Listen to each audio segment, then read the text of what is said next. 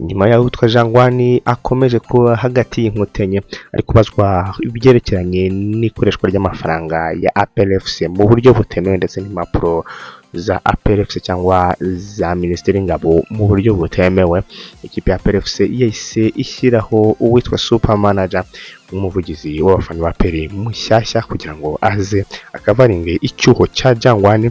Ibindi bindaje mbigusana mu kanya gatoya cyane. Hanyuma ikindi kandi uwitwa Mamadusi akomeje kwerekana urwego rwo hejuru cyane nyuma yaho atsinze ibitego bibiri hano kuri stade ya Bugesera. Akomeze kwerekana ko ari umwataka wo ku rwego rwo hejuru cyane. Hanyuma kandi ikipe ya Rayon Sport ikomeje kwerekana imyambaro izakoresha umwaka utaha w'imikino. Hanyuma kandi icyo wamenya nuko uwitwa Famia Lotfi akameranye neza cyane na Perezida Tadeyo wa Rayon Sport. Hanyuma kandi ndabakurikeza ku mugabane w'Iburayi. Ku mugabane w'Iburayi nta kintu kiri kuvugwa. Ikipe ya FC Barcelona kuba ikina umukino kandi natwara igikombe cyayo cya mbere cy'uyu mwaka, igikombe cya Joan Gamper yaje kuba yegukana. Hanyuma utwa Ter Stegen kapiteni agira ibyo asobanura abafana cyane cyane mu Bwongereza. Ikipe ya Liverpool yaje kuba ikubitwa na Crystal Palace ku mapenalty nyuma yo kunganya ibitego 2-2. Hanyuma Crystal Palace ititwara igikombe cya Community Shield nyuma yaho itwaye n'ubundi FA Cup. Ibi nabyo ndaje mu kanya mbigusobanurira. Ama transfer menshi ari kuvugwa cyane muri no weekend. Hanyuma kandi ndaza no kwerekeza kuri CAF Confederation Cup ndetse na CAF Champions League nyuma yaho ikipe ya PLFC ndetse na Rayon Sport zimenya amakipe bizakina nayo. Ndaza kwereka uburyo CAF yaje kuba ishyiraho imikino izakinwa muri rusange. Nujye kure ndaje byose tubisasanure izari mfunyapfunya.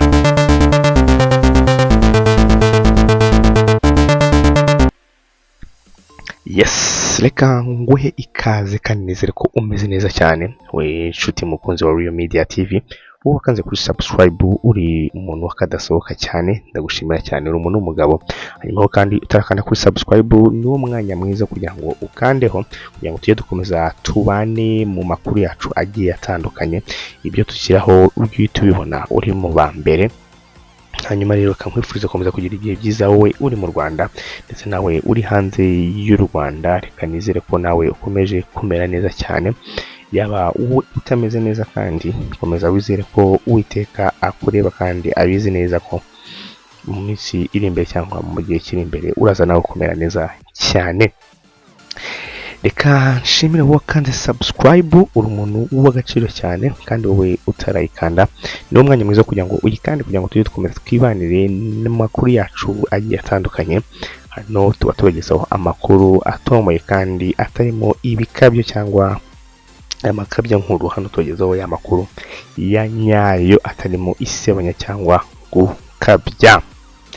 Hanyuma rero uyu munsi turi kuwa mbere w'icyumweru, turi ku itariki ya 11 z'ukwezi kwa munani 2025. Ndaje ngo tugane kuri amwe amakuru y'ingenzi yagiye avugwa cyane muri ino weekend yaba hano iwacu mu Rwanda, ku mugabane wa Afurika ndetse no ku mugabane w'Iburayi. Ndaza guhera hano mu gihugu cyacu cy'u Rwanda.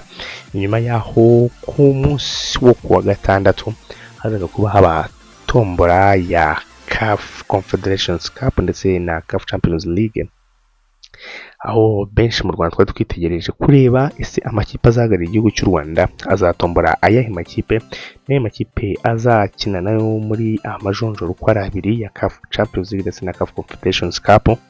Nyuma rero ku ikipe ya Rayon Sport izahagararira u Rwanda muri CAF Confederations Cup yaje kuba itombora ikipe ya Singida Black Stars yo mu gihugu cya Tanzania. Ariyo ikipe bizahura muri round ya mbere cyangwa mu ijonjora rya mbere, aho imikino iteganyijwe ku itariki hagati y'itariki ya 19 n'itariki 21 z'ukwezi kwa 9. Akaba ariyo matariki CAF yashyizeho, gusa ntabwo barashyiraho itariki ya nyayo koko igihe Rayon Sport izakina na Singida. Hanyuma kandi imikino yo kwishyura iteganyije hagati y'itariki 26 ndetse n'itariki 28 z'ukwezi kwa 9 n'ubundi, ahubwo ikipe ya Rayon Sport izaba yasuye noneho Singida mu gihugu cya Tanzania. Hanyuma kandi rero ikipe izarenga icyiciro cya kabiri icyiciro cya mbere cya CAF Confederations Cup yagiye mu cyiciro cya kabiri mu ijonjora rya kabiri rya CAF Confederations Cup, aho biteganyijwe ko ikipe ya Rayon Sport niramuka ikuyemo ikipe ya Singida Black Stars yo mu gihugu cya Tanzania ishobora kuzahura n'ikipe ya Flambeau du Centre y'u Burundi ndetse n'ikipe yo muri Libya itaramenyekana, cyane cyane ko umwaka w'imikino utararangira kugira ngo bavuge bati ni ikipe itaduhagarara n'iyi ngiyi. So urumva ko ikipe ya Rayon Sport niramukuyemo Singida nubwo hagati ya Flambeau du Centre ndetse n'ikipe yo mu Barabu ya Libya. Imikino kandi y'ijonjora rya kabiri iteganyijwe ku itariki ya 17 ndetse n'itariki ya 19 z'ukwezi kwa 10. Uwo ni umukino ubanza, hanyuma umukino wo kwishyura ukaba uteganyijwe hagati y'itariki 24 n'itariki 26 z'ukwezi kwa 10. Aho ni kuri CAF Confederations Cup, aho ikipe ya Rayon Sport izaba ihagarariye igihugu cy'u Rwanda. Hanyuma rero ibintu byaje kuba bihindura isura nyuma yaho nyamukandagira mu kibuga kikaza imitutu APR aho yaje kuba itombora champion wa Afrika watwaye Champions League ya Afrika mu mwaka ushize ariyo Pyramide imaze gukora ikipe ya PLFC inshuro zigera kuri 2 zikurikiranya, bakaba inshuro ya gatatu itomboye mu ijonjora noneho ya mbere. Ikipe ya PLFC biteganyijwe ko izahura n'ikipe ya Pyramide hagati n'ubundi itariki ya 19 itariki ya 21 n'ubundi n'umukino ubanza w'ijonjora rya mbere, hanyuma umukino wa kabiri wo kwishyura itariki 26 n'itariki ya 28 z'ukwezi kwa 9 n'ubundi, aho ikipe ya PLFC igomba kujya mu Misiri n'ubundi kajya kwesura n'ikipe ya Pyramide. Hanyuma rero ikipe ya PLFC nigira amahirwe ikarenga icyiciro cya mbere cyangwa ijonjora rya mbere ikaba yatsinda Pyramide ikayikuramo, ikipe ya PLFC izahita ibona n'ikipe ya Ethiopian Insurance yo muri Ethiopia ndetse n'ikipe ya Mlandege.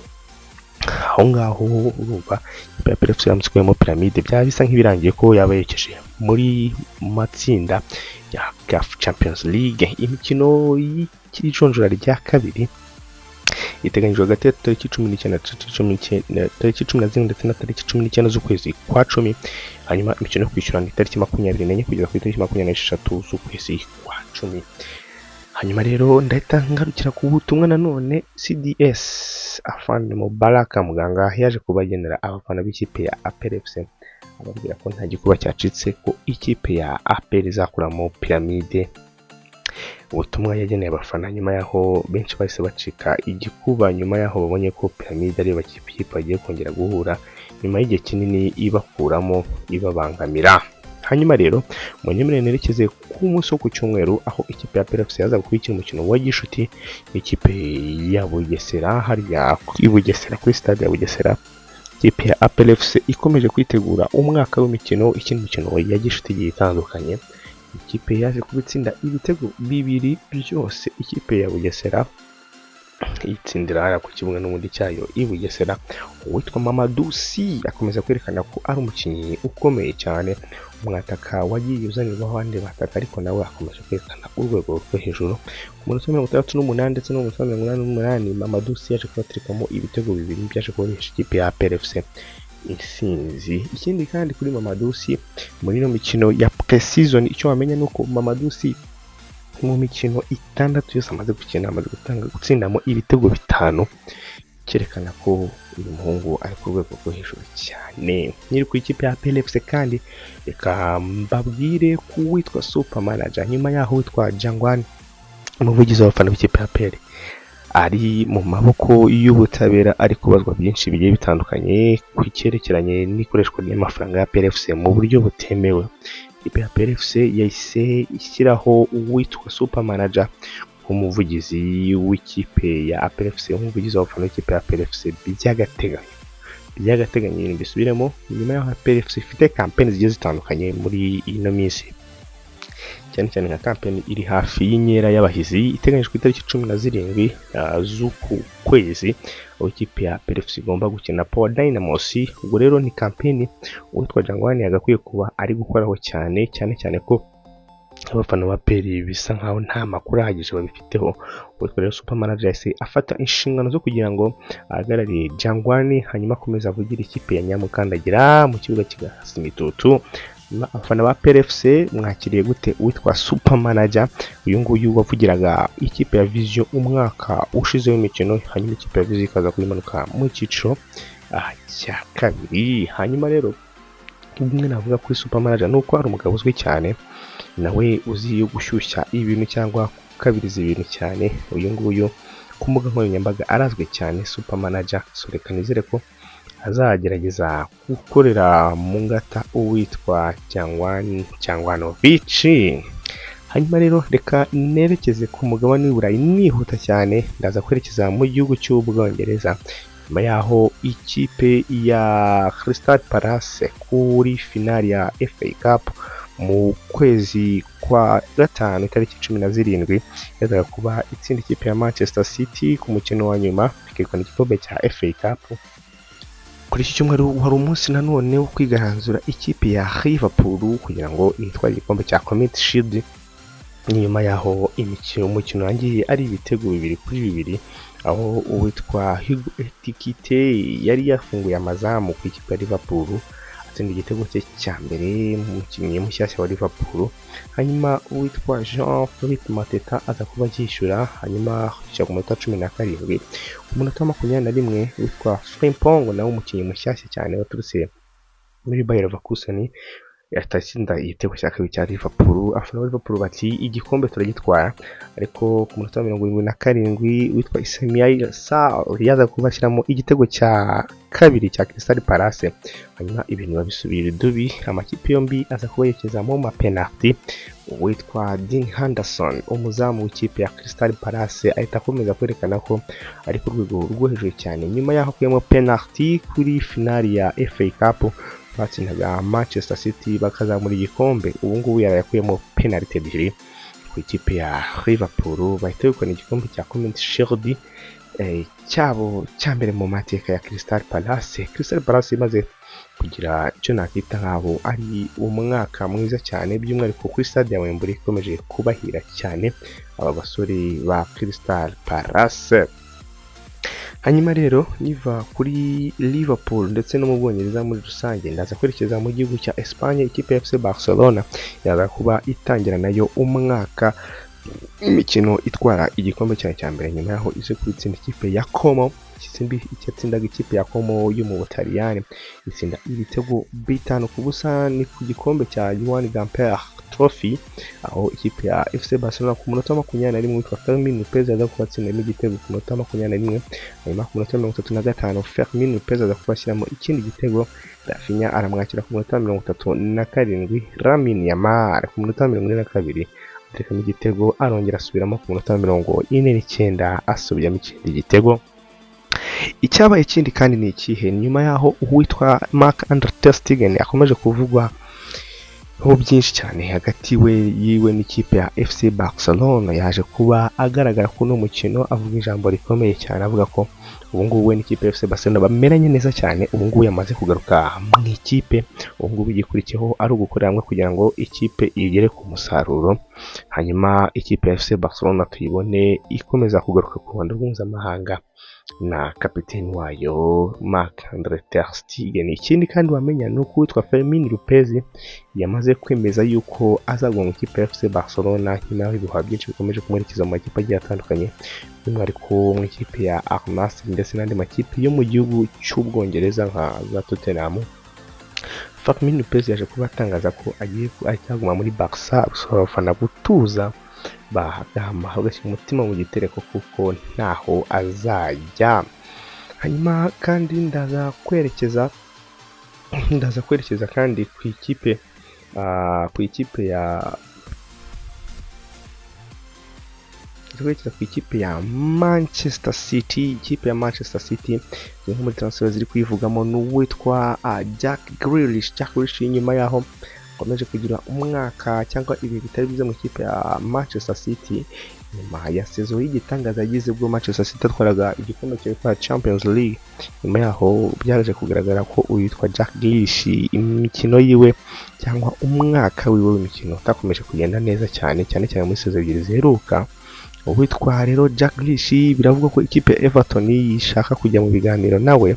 Ubu ngubu akaba yatangiye kumuganiriza kugira ngo barebe ko ya joininga ikipe ya Everton akaba ajya i Merseyside hariya mu mujyi wa Merseyside ko yakomereza urugendo. Hanyuma kandi indi imeze gute ni ibiganiro biri hagati y'ikipe ya Manchester City ndetse na Everton yuko Jack Grealish yajyayo nk'inizanyo, ariko nanone hatarimo clause yo kumugura, ni loan move without buy option cyangwa n'inizanyo itarimo clause yo kumugura. Ariko umushahara bakawudiscussing cyangwa bakumvikanaho ikipe ya Manchester City na Everton zikumvikana uburyo ki uyu mukinnyi azajya ahembwa. Ikindi kandi mu ikipe ya Manchester City nuko uwitwa Savinho uyu nguyu ni umuwinga w'ikipe ya Manchester City, nawe ikipe ya Tottenham yamaze kuba ifungura ibiganiro nawe ishaka kumusinyisha kugira ngo barebe ko nabo yaza akagira icyabafasha. Nyuma yaho Savinho umwaka ushize yagerageje gukora uko ashoboye kugira ngo agire umusaruro, ariko nanone nawe bigaragara ko nta kintu gihambaye cyane arekana mu ikipe ya Manchester City. So rero ikipe ya Tottenham Hotspur ikatangira ibiganiro hagati yayo n'ikipe ya Manchester City kugira ngo barebe ko basinyisha uyu musore. Hanyuma rero reka ngushimire cyane wowe wakomeje kunkurikirana. Aya ngaya ni amakuru yagiye avugwa cyane muri no weekend y'imikino. Reka gusabe gukanda subscribe utarayikanda, kandi wowe wayikanze uri umuntu w'agaciro cyane. Tanga ibitekerezo byawe kugira ngo tumenye uko nawe ubyumva, niba ari cyo dukosora twunganire, hanyuma dukomeze twibanire. Ciao ndabakunda cyane.